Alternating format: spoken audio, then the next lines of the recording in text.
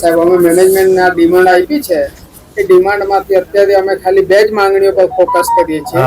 એક તો અમારો પગાર ધોરણ જે બેઝિક ઓછું છે તે બેઝિકમાં માંગણી કરીએ છીએ અને બીજો અમારો મેડિકલનો મુદ્દો છે। મેડિકલમાં એ લોકોએ અમારો કામદાર કર્મચારી એમના મિસિસ અને બે બાળકો ટોટલ 4 જણને આપ્યો છે તો અમે ફૂલ ફેમિલી માંગીએ છીએ, માતા પિતાને પણ સમાવેશ કરવા માંગીએ છીએ અને 2 લાખની પોલિસી છે એમાં તો 2 લાખની જગ્યાએ 5 લાખની માંગણી કરીએ છીએ। આજે મેડિકલમાં સાહેબ 2 લાખમાં કશું જ થતું નથી એટલે અમે 5 લાખની માંગણી કરી છે। ટોટલ હમણાં હાલ 2 મુદ્દા પર અમારી ફોકસ છે મેનેજમેન્ટ જોડે। આજે 7 મહિના થઈ જાય સાહેબ મેનેજમેન્ટને અમે ડિમાન્ડ આપી છે, 5 દિન સુધી મેનેજમેન્ટના પેટનું પાણી હાલ્યું નથી। આ કલેક્ટરને એવી કોપી આપી નહીં? હા આપી છે સાહેબ, આપી છે ને। સીએમઓ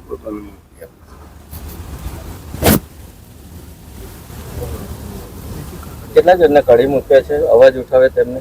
અવાજ ઉઠાવે એવા તો લગભગ સાહેબ 15 જણને કાઢી મૂક્યા છે, 15 થી વધારે પણ ઓછા નહીં।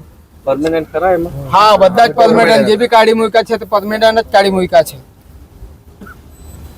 આની છે ને એક કોપી મને આપજો। સારું સારું। અને એક બીજો ખાસ મુદ્દો સાહેબ હા કે આ લોકોની જે પડતર માંગણી છે એ તો ખરી જ, પણ એની સાથે સાથે અહીંયા અમે લોકો આવ્યા ત્યારબાદ અમને બહેનોએ પણ સાહેબ રજૂઆત કરી છે। એ બહેનો આજે અહીંયા કંપનીએ નથી આવી રહી કેમ કે એમના કોન્ટ્રાક્ટર દ્વારા એમને ધમકાવવામાં આવેલા છે કે તમે જો કંપનીએ જશો અને આંદોલનમાં જો તમે બેસો તો તમારું પંચિંગ બંધ કરી દેવામાં આવે, નોકરી વિહોણા સાહેબ કરી દેવાશે। એટલે બહેનોની સમસ્યા સાહેબ એ છે કે આજે આ ગુજરાતની અંદર જે બહેનો સાહેબ અહીં કામ કરે ને ખાલી 13 દિવસ માટે સાહેબ, હવે તેમાં 3,500 રૂપિયા 4 રૂપિયા પગાર આવે, 2,000 રૂપિયા તમે 8 દિવસ આવો કે 10 દિવસ આવો ઇકો વાળો લઈ સાહેબ, 500 રૂપિયા આમનું જમવાનું કપાય અને 1200 રૂપિયા એમનું પીએફ। તો સાહેબ બહેનોનો અમે પગાર જોયો તો ખાલી 1200 રૂપિયા નીકળો। એટલે આ લોકો પૂરી એમને રોજગારી પણ નથી આપી રહ્યા, શોષણ કરી રહ્યા છે। તદુપરાંત એમને ટોયલેટ બાથરૂમ જવું હોય તો એક ટોકન સિસ્ટમ આ કંપનીએ કંઈ રાખી છે, એ ટોકન તમે આપો તો જ પ્લાન્ટની બહાર જઈ શકો।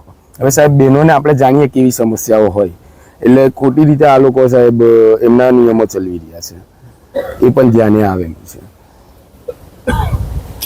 બરાબર, પણ તમે બેઠા છે આજે કેટલા 11મો દિવસ છે? ના આજે છઠ્ઠો દિવસ। હવે જો એમાં આમનું પણ વિધાનસભાનું સત્ર ચાલતું હતું, મારું લોકસભાનું સત્ર ચાલતું હતું। આજે સીધો જ હું દિલ્હીથી ભરૂચ ઉતરીને પછી અહીંયા મને ખ્યાલ કે ચૈતરભાઈ આવવાના છે 12 વાગે, એટલે એ બધું સારું બધા ભેગા થાય તો, પણ મેં મેનેજમેન્ટ એમનો સંપર્ક કરતો હતો પણ એ કંઈ કોઈ સંપર્ક થયો નથી જે મેન માણસો છે તમને। એટલે તમે ત્યાર પછી અહીંયા આવ્યા છે, તમારા બધાના પ્રશ્નો તમે અંદર બધા સાંભળ્યા છે, પગાર ધોરણ પણ સાંભળ્યું, બહુ ઓછું કહેવાય। તો જે આવેદનપત્ર જે તમારું છે એની પણ મને કોપી આપજો। સરકારના નિયમ મુજબ ધોરણ મુજબ જે પણ સરકારે જે નિયમો નક્કી કર્યા છે કામદારો બાબતના, એમાં બિલકુલ તમારી સાથે અમે સાથે રહીશું। કંપની રજૂઆત ના કરે એટલે સાંભળે નહીં તો લેબર જે કમિશનર આવે છે, લેબર કમિશનર જે બરોડા બેસી છે એની રજૂઆત કરીશું। અને છેલ્લે ના માને તમે સરકારમાં મુખ્યમંત્રીની પણ રજૂઆત કરી, પણ તમને ન્યાય મળે એ રીતના અમે કરીશું।